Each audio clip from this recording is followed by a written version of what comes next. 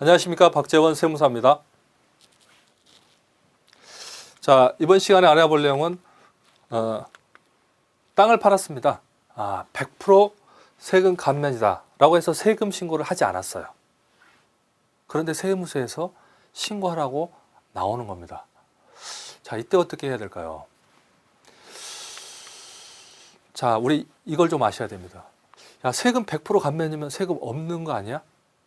세금이 없는데 내가 왜 신고를 해야 돼? 뭐 일상적인 생각일 수 있죠. 그런데 세금이 100% 감면이지만 꼭 안 하면 불이익이 있는 것들이 있습니다. 자, 그래서 오늘 감면하고 비과세의 차이를 한번 알아보도록 할게요. 100% 세금 감면 어떻게 느껴지세요? 뭐 세금 나왔는데 100% 감면해 주는 거? 낼 건 없죠. 비과세 이건 세금 매기는 게 아니잖아. 그것도 세금 없는 거잖아. 똑같지가 않다라는 겁니다. 똑같지가 않다. 감면은요, 사실 100% 감면이라고 하지만 감면은 한도가 있습니다. 예를 들면 어떤 감면 100% 하지만 한도는 여기까지 라고 한도를 두고 있어요. 범위 내에서만 100% 감면입니다. 범위를 초과되면 그건 내야 돼요. 예를 들면 1년에 3억까지, 5년에 5억까지만 한도를 두는 게 있습니다. 자, 우리가 농지를 팔았는데 100% 감면 주는 규정이 있어요. 그 규정이 이런 겁니다. 세금이 예를 들면 5억이 나왔어요. 100% 감면이지만 3억까지만 100% 감면해주고 2억은 내야 되는 겁니다. 이게 100% 감면이라는 거예요. 비과세는 감면 한도가 없습니다. 차액이 1000억이 났든, 그죠? 100억이 났든 전혀 없습니다. 그래서 과거에 이자소득세 비과세는 한도 없이 비과세가 된 거였죠. 차액 불문하고 세금 없고요. 예를 들면 100% 감면, 자격농지를 했을 때는 100% 감면을 해줍니다. 농지 대토를 했을 때도 100% 감면을 해줍니다. 토지 보상을 했을 때도 100%는 아니지만 일부 감면을 해줍니다. 신고를 해줘야 돼요. 감면을 받았다, 감면 대상이 된다라고 신고를 해줘야 됩니다. 비과세는 우리 이자소득세 비과세 과거에는 한도가 없었습니다. 이자가 1000억이 늘어났든 조가 됐든 한도 없이 다 비과세였습니다. 우리 1세대 1주택 비과세 있죠?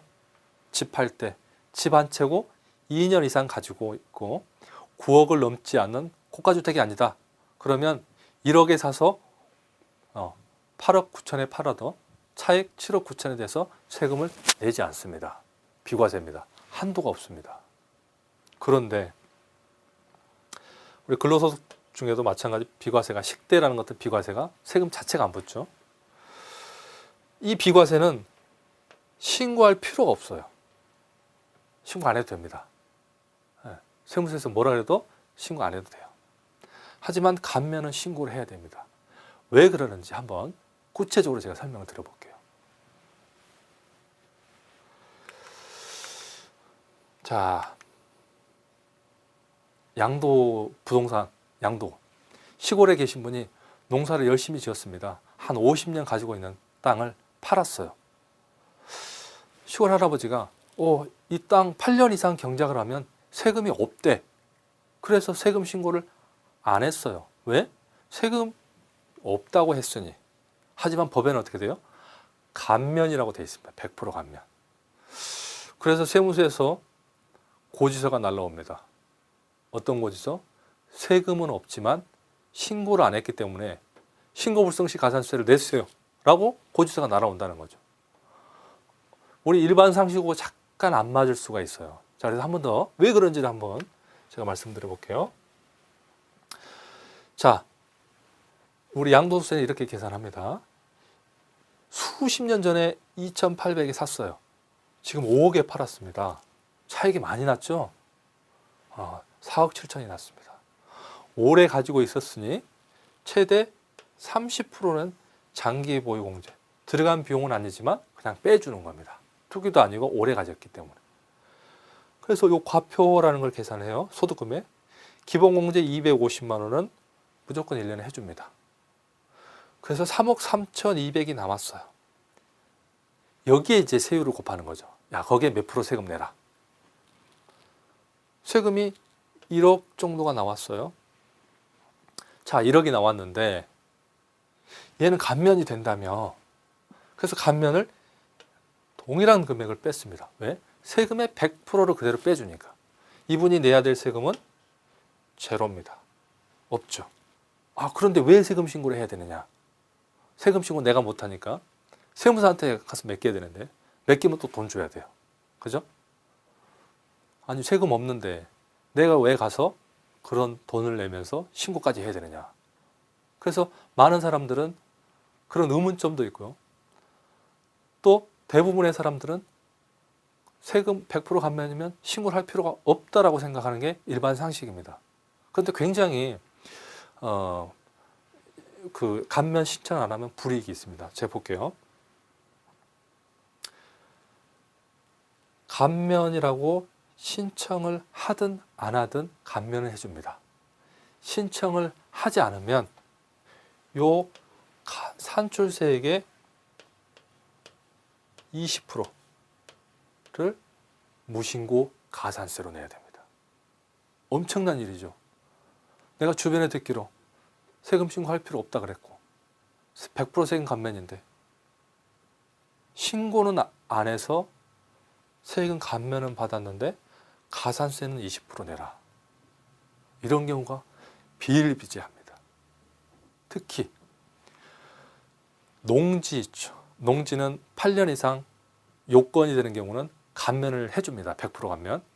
그러면 시골에 농사 짓고 이런 분들이 오랜만에 땅 하나 팔았는데 주변에 다 세금 안 냈다고 그러니까 신고 안 하는 거예요. 그런데 어떻게 돼요? 기한 지나면 가산세가 뚝 날라옵니다. 이게 도대체 뭐냐? 신고하라고 그랬잖아요. 이 싸움이 되는 겁니다. 뭐 법에는 허용이 없기 때문에 무조건 내야 됩니다. 가산세만. 참 억울한 경우죠.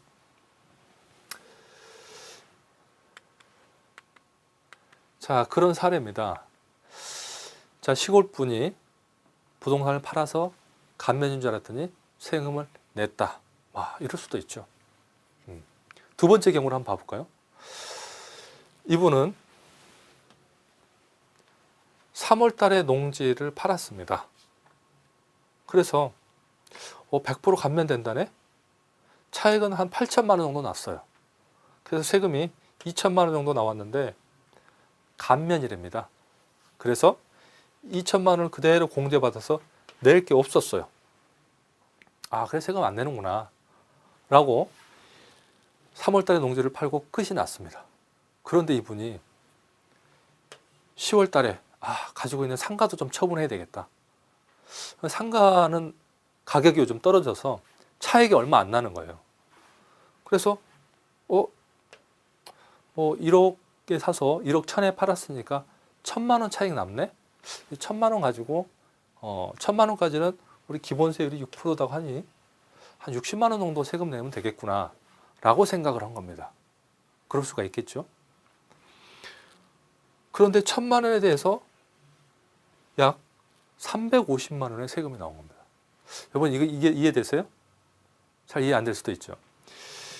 자, 왜 그러냐 하면 기본적으로 양도세는 1년에 모든 부동산 판 걸 다 합칩니다. 부동산 건별로 계산을 하지만 하나 팔 때 합치고 두 개 팔 때 합쳐서 누진세율로 과세하게 돼 있습니다. 그래서 제주도에서 땅을 하나 팔았다. 올해 서울에 하나 팔았다. 합쳐야 됩니다. 그죠? 합쳐서 계산합니다. 1년에 총 합쳐서 판 금액이 얼마냐에 따라서 그 차액을 누적적으로 과세를 하도록 되어 있습니다. 자, 이분이 보시죠. 3월 달에 팔아서 세금 없고 10월 달에 팔아서 차액 1,000만 원밖에 안 났는데 이 1,000만 원에 대해서 한 60만 원 내겠거니 해서 거래를 했단 말이에요. 그런데 어떻게 돼요? 이 8,800만 원이 요 상가처분 소득하고 합산이 됩니다. 합산해서 세율 구간이 8,800에서 9,800이죠. 최고 구간을 적용을 받습니다. 다시 계산하는 거예요. 그리고 어떻게 돼요? 요 8,800만 원에 대한 세금은 감면을 해주고요. 이 1,000만 원에 대한 세금은 8,800만 원 초과한 높은 세율에다가 적용해서 과세하는 겁니다. 자, 이 구조를 모르면 첫 번째, 1년에 여러 번 팔았을 때 합산된다는 걸 아셔야 되고요.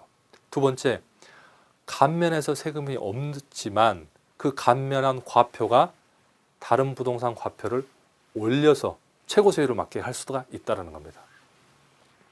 그래서 1년 이상에 두 번 팔면은 합산과세되고, 감면된다고 해서 그걸로 끝나는 게 아니다라는 걸 꼭 아셔야 됩니다. 자, 그래서 절세를 위해서는 어떻게 해야 되느냐? 세금 신고는 반드시 하셔야 됩니다. 네. 그리고 자진 납부하는 세금입니다. 없으면 없다라고 신고를 하셔야 돼요.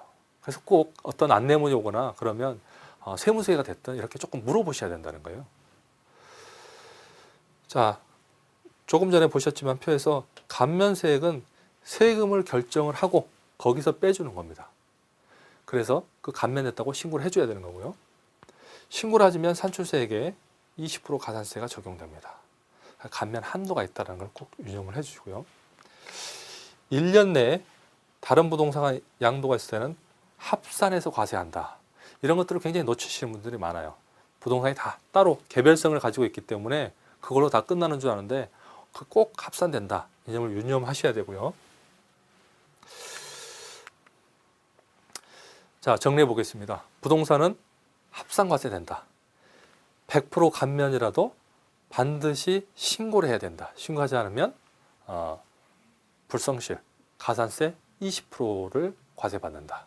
그래서 부동산과 관련해서 감면 대상이 되는지를 판단하셔야 되고, 감면이 되더라도 반드시 신고를 해주고 또 그런 고객이 있다면 안내를 해주는 게 필요합니다.